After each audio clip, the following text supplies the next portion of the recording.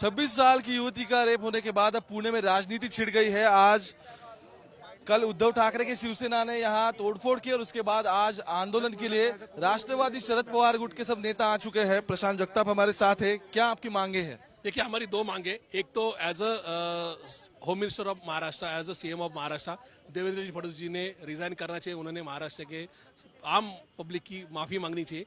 उसी के साथ जो आरोपी पकड़ा नहीं जा रहा है उसको तुरंत से तुरंत अरेस्ट होकर उसको फांसी की क्या सजा होनी चाहिए। ये हमारी दो मांगे हैं।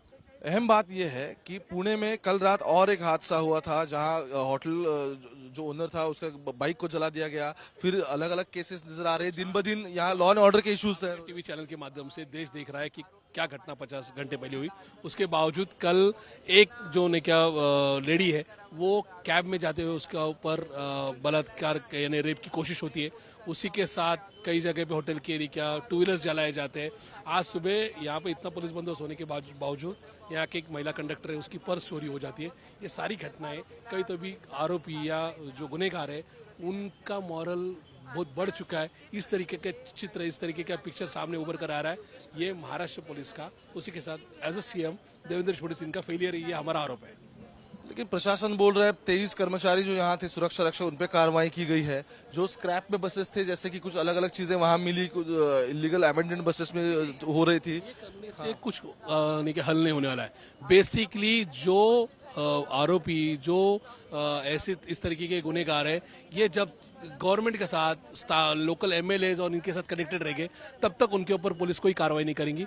अगर पुलिस को पूरा फ्रीडम दिया जाएगा और ये गुनहगार कोई भी पार्टी से रिलेटेड है, भले वो सत्ता पार्टी के साथ हो, अगर उनके ऊपर कार्रवाई होगी तो ही इसके आगे महाराष्ट्र में लॉ एंड ऑर्डर की अवस्था, उसकी परिस्थिति, उसकी कंडीशन ठीक से रहेगी।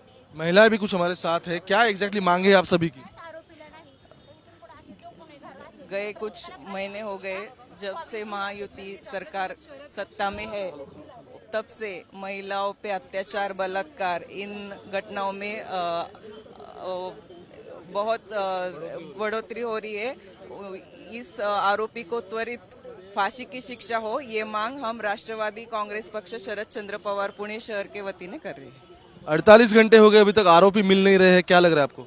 ये अपयश दिख रहा है, आरोपी मिल नहीं रहे और किसी को कायदा का जो लॉ एंड ऑर्डर होता है उसका किसी को फियर नहीं रहा है अब तक इस राज्य में। तो I just plea to the government कि ये जल्द से जल्द आरोपी पकड़ना चाहिए। Will you please elaborate in English what kind of demands you portraying right now?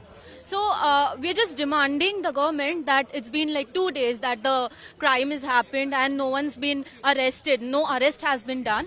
And yesterday there was a prize amount that was, announced for this particular thing. So that means they're unsuccessful in chasing the person who's committed the crime. This shouldn't be happening in state like Maharashtra. So my question is, when the thing of Ladki Bahin is going on in Maharashtra, do you really call it like a safe place for Ladki Bahin? It's been 48 hours now. They're still trying to hunt him down. What kind of action do you have? Like how would you like to react?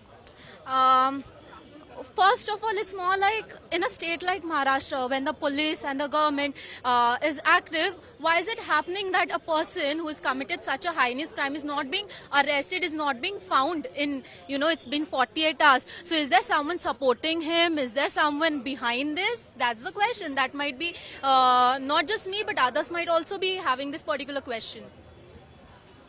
तो 48 घंटे हो चुके इस पूरे मामले को। अभी भी प्रोटेस्ट जारी है महाराष्ट्र में और पुणे के स्वारगेट जहां बस स्टेशन पे सब हादसा हुआ था कल, वहां आज भी राजनीति तो छिड़ चुकी है।